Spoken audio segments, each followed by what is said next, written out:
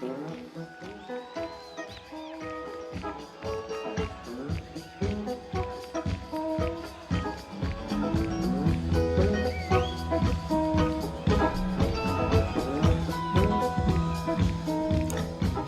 to the ARC Smart City Podcast. I'm Jim Frazier, Vice President of Smart Cities here at ARC Advisory Group. And today we'll be discussing the environmental factors of a smart city. This is part 4 of a 5-part series on the human factors of a smart city. So without further ado, let's jump right in. Water management. Water crises are a top global risk. A gap of 40% between the global water supply and demand is predicted by 2030. Urbanization, population growth, aging, and insufficient infrastructure all are putting pressure on urban water management. In addition, 50% of cities larger than 100,000 people are in water-scarce areas. Of course, underlying all of this are the issues of biodiversity, water quality, land management, and water quality and quantity itself. Food security. Cities are incredibly reliant on imported food to feed their growing populations, and food insecurity and undernutrition are increasingly urban issues. In many cities, the urban poor spend up to 90% of their household income on food. Fresh food deserts often occur in low-income urban settings as well. Green infrastructure. Green infrastructure is the network of green and blue spaces such as parks, agriculture, woods, rivers, and ponds in and around cities. Appropriately planned, designed, and managed, it has the potential to deliver a range of benefits including water management and flood mitigation. It can improve environmental conditions, air quality, and reduce urban temperatures, as well as providing a nice place to relax. Ecosystem services. They include natural services such as water purification, groundwater recharge, biodiversity preservation, pollination, and waste decomposition. While all of these are seemingly free, the economic impact of all of these in the aggregate is estimated to be in excess of $33 trillion. Waste minimization. Per capita waste generation is increasing even faster than urbanization. Lower income countries' waste management is often the largest urban budget item.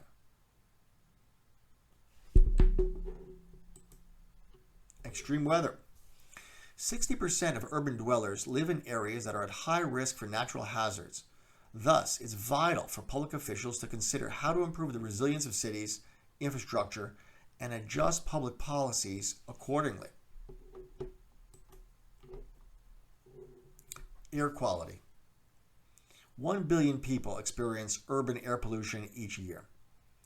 This has been estimated to cost 2% of GDP in developed countries and 5% in developing countries. 90% of air pollution in developing countries is caused by vehicle emissions. Thus, electric vehicles have an opportunity to have a dramatic impact. 50% of the world's global urban population experiences air pollution 2.5 times greater than the World Health Organization recommendations. Environmental pollution in general includes the 5 different types of pollution: air, water, soil, noise, and light pollution. The World Health Organization estimates suggest that environmental factors cause around 25% of death and disease globally. Urban sprawl. With 1 million new people in the world each week until 2050 will live in cities. That's 1 million new people in the world each week will live in cities. This development can cause a host of environmental problems, from loss of wildlife habitat, reduced air and water quality, and increased flooding due to the increase in impervious space. Recycling. Recycling costs are often picked up by the public agency. One solution is to shift to a model of extended producer responsibility, which transfers the cost of recycling from the government over to the producers themselves. Biodiversity loss. Climate change projections indicate a loss of hundreds of species under 2050 climatic conditions, mainly due to land use and management policies. Undeveloped areas support far larger numbers of species than urban areas, which are only inhabited by 8% of bird and 25% of plant species. Heat stress. Large cities, due to their vast built-up areas, can disturb weather patterns, creating a microclimate known as an urban heat island. These can be 5 to 10 degrees Fahrenheit hotter than surrounding areas. Mitigations include vegetated roofs, trees, lighter colored porous paving materials, and of course, blue and green areas. Sanitation. Over 2.6 billion people do not have access to adequate sanitation facilities. This leads to water contamination and waterborne disease.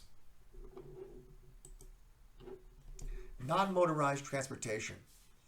Walking and biking are great equalizers, reducing the cost of transportation and increasing access to jobs and amenities. A shift in this direction decreases urban pressure on roads and public transportation systems, while offering immediate environmental and health benefits. While motorization is growing, cities like Copenhagen are on a path to becoming car-free. Land use patterns.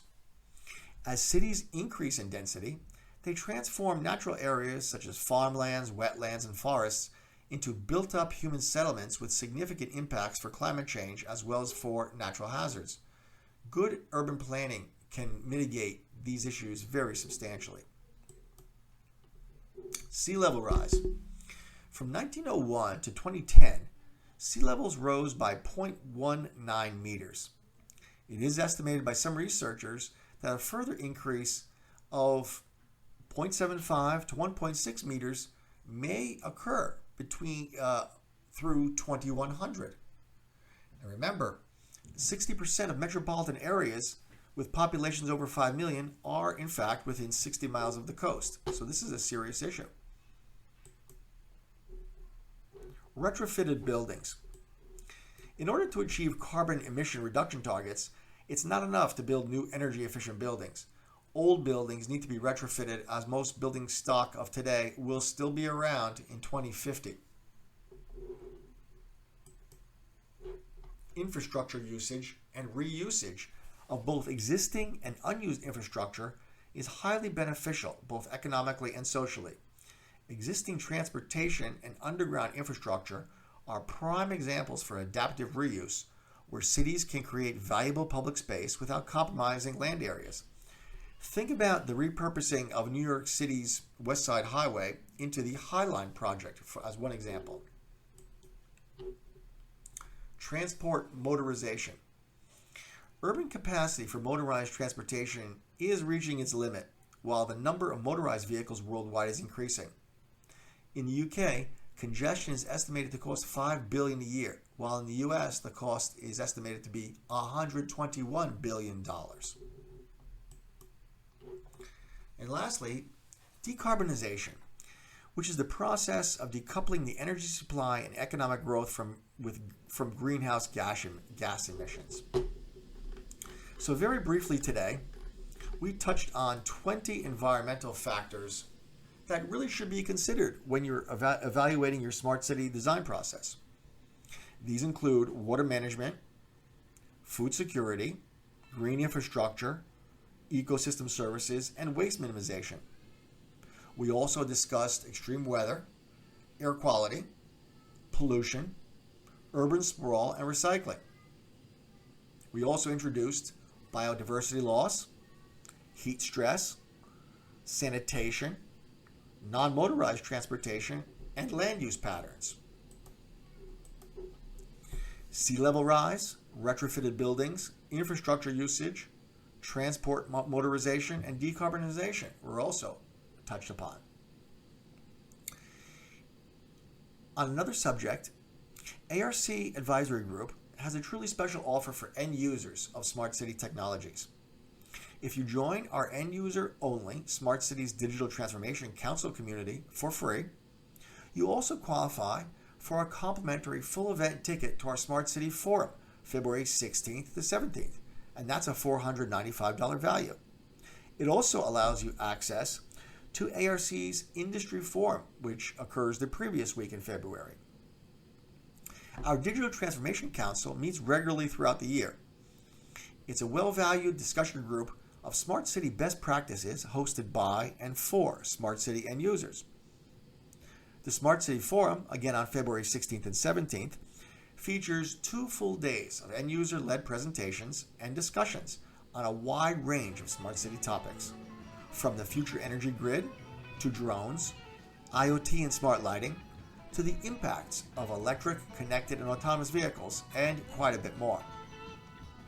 So if you're an end user, please register for the Smart Cities Digital Transformation Council community at the link provided, and we'll promptly send you information on your free registration for the ARC Smart City Forum. We're looking forward to seeing all of you at both our Smart City Digital Transformation Council meetings, as well as at the annual ARC Smart City Forum, February 16th and 17th. Thank you again for joining us on ARC's Smart City Podcast.